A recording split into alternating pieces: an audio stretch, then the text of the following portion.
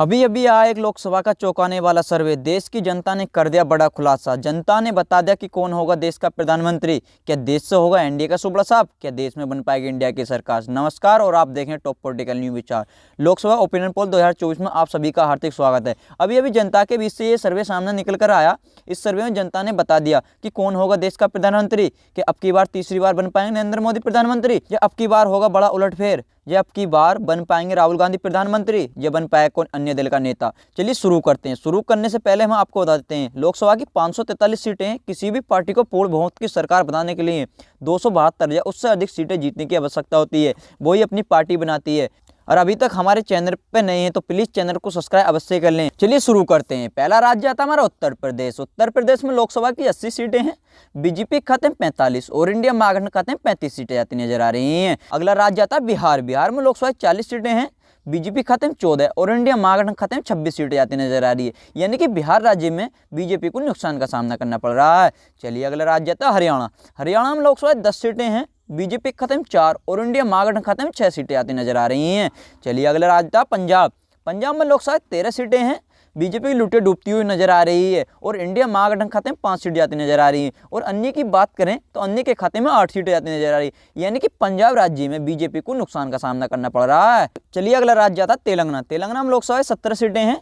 BJP खाते में 4 और इंडिया महागठबंधन खाते में 13 सीटें आती नजर आ रही है। यानी कि तेलंगाना राज्य में बीजेपी को नुकसान का सामना करना पड़ रहा है। चलिए अगला राज्य था मणिपुर। मणिपुर में लोकसभा 2 सीटें हैं।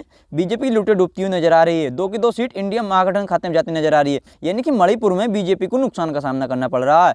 चलिए अगला राज्य था गोवा। गोवा में लोकसभा 2 सीटें हैं। बीजेपी खाते में 1 और इंडिया महागठबंधन खाते में 1 सीट जाती नजर आ रही है। चलिए अगला राज्य था असम। असम में लोकसभा की 14 सीटें हैं। बीजेपी खाते में 9 और इंडिया महागठबंधन खाते में 5 सीटें आती नजर आ रही हैं। चलिए अगला राज्य था छत्तीसगढ़। छत्तीसगढ़ में लोकसभा 11 सीटें हैं। बीजेपी खाते में 5 और इंडिया महागठबंधन खाते में 6 सीटें आती नजर आ रही हैं। चलिए अगला राज्य था तमिलनाडु। तमिलनाडु में लोकसभा की 39 सीटें हैं।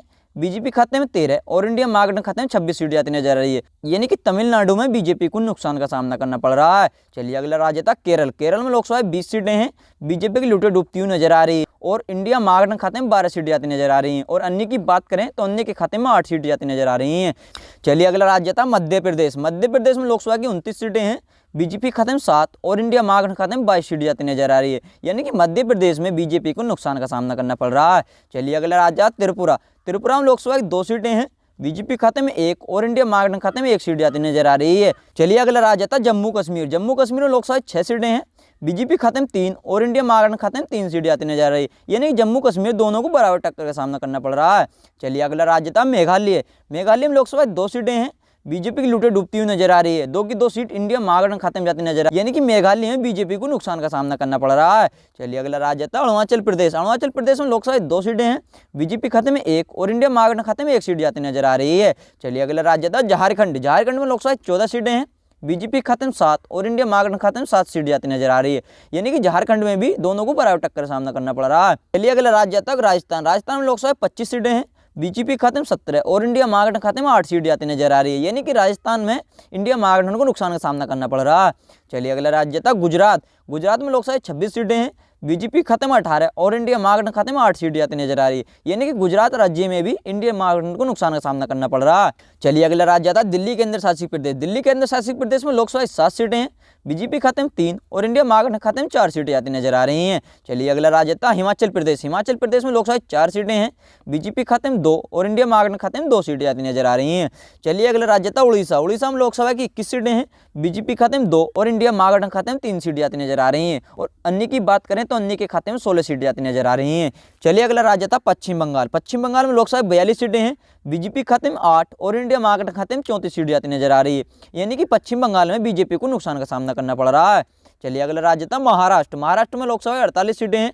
बीजेपी खाते में 16 और इंडिया महागठबंधन खाते में 32 सीटें जाती नजर आ रही हैं। यानी कि महाराष्ट्र में भी बीजेपी को नुकसान का सामना करना पड़ रहा है। चलिए अगला राज्य था अन्य केंद्र शासित प्रदेश। अन्य केंद्र शासित प्रदेश में लोकसभा 7 सीटें हैं।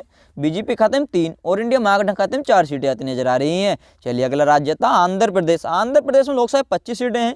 बीजेपी की लुटें डूबती हुई नजर आ रही है और इंडिया महागठबंधन खाते में 10 सीटें जाती नजर आ रही है। और अन्य की बात करें तो अन्य के खाते में 15 सीटें जाती नजर आ रही हैं। यानी कि आंध्र प्रदेश में बीजेपी को नुकसान का सामना करना पड़ रहा है। अभी तक आपने 543 सीटों को लोकसभा की विस्तार से जाना, जैसे बीजेपी खाते में 188 और इंडिया महागठबंधन खाते में 278 सीटें जाती नजर आ रही हैं। और अन्य की बात करें तो अन्य के खाते में 77 सीट जाती नजर आ रही हैं। यानी कि इंडिया महागठबंधन अपनी सरकार बनाने जा रही है।